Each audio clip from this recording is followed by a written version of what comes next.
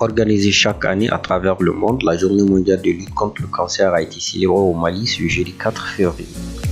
C'est à l'hôtel Salam de Bamako que le gouvernement du Mali et ses partenaires ont tenu à commémorer cette journée. Selon les participants, l'édition de cette année se voulait sensibilisatrice et éducatrice. Cette journée est d'une importance capitale. Le 4 février, comme nous l'avons dit, c'est la commémoration de la journée mondiale de lutte contre le cancer. Et le cancer étant vraiment une maladie chronique qui est pratiquement, de par le passé, qui était hantée par la population. Pour éviter le cancer, le message que nous nous donnons, c'est que la population vienne à l'information. Nous allons vers eux pour les informer, mais que la population aussi s'intéresse à cette maladie. Comme on s'intéresse au paludisme, comme on s'intéresse à d'autres maladies, qui sachent les mesures préventives pour nous aider et puis le diagnostic précoce. Vous savez, toute maladie vue tôt, le traitement est facile. Même le paludisme, quelqu'un qui vient dans un état de neuropalu et quelqu'un qui vient dans un paludisme, le traitement n'est pas la même chose. Et même le pouvoir de guérison n'est pas la même chose. Et il y a même possibilité de séquelles. Cette journée aura tenu toutes ses promesses avec les médecins et d'autres spécialistes qui se sont succédés sur le pupitre pour informer le public sur cette maladie qu'est le cancer. On parle de cancer quand dans l'organisme, dans un organe, l'unité fonctionnelle qu'est la cellule se met à proliférer, à se diviser de façon anarchique et incontrôlée. Parce que de façon physiologique, une cellule doit naître et mourir dans un délai bien défini. Mais dans le processus de cancer, ce mécanisme est très dérégulé. Donc c'est ce qui fait que la cellule va se proliférer de façon indéfinie et infinie dans le temps et va donner naissance à une tuméfaction ou tumeur ou nodule et qui sera le cancer. Et l'une des caractéristiques fondamentales de cette cellule, en ce moment cancéreuse, c'est de se détacher pour aller coloniser les autres parties de l'organisme. Au jour d'aujourd'hui, on ne connaît pas de véritables causes au cancer, mais il y a ce qu'on appelle des facteurs favorisants ou facteurs de risque, parmi lesquels, de façon générale, il y a ce qu'on appelle le tabac, la cigarette, l'alcool. Donc l'intoxication au tabac et à l'alcool sont des facteurs favorisant la plupart des cancers. Deuxièmement, il y a le comportement même de l'individu.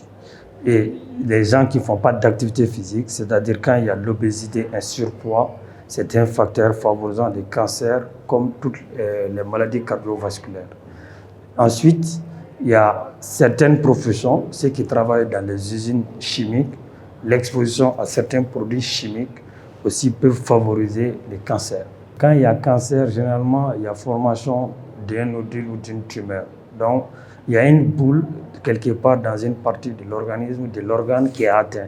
Quand on prend l'exemple du sein, c'est la femme qui va se dire qu'il a une boule au sein. Ça peut être une plaie.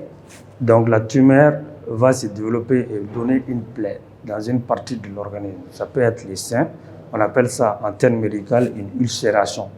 Ça peut être la douleur et ça peut être un saignement. L'exemple typique des saignements, c'est généralement les cancers du col, ou bien les cancers de l'estomac qui donnent des douleurs dans le ventre.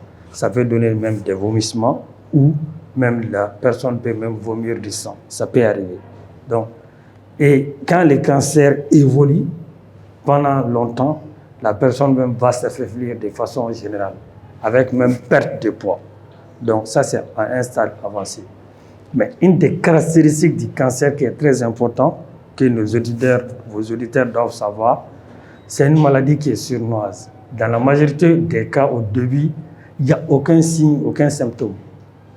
Et comme c'est une maladie chronique qui évolue pendant plusieurs années à bas bruit, la bonne nouvelle, c'est que maintenant, on sait dépister la plupart des cancers.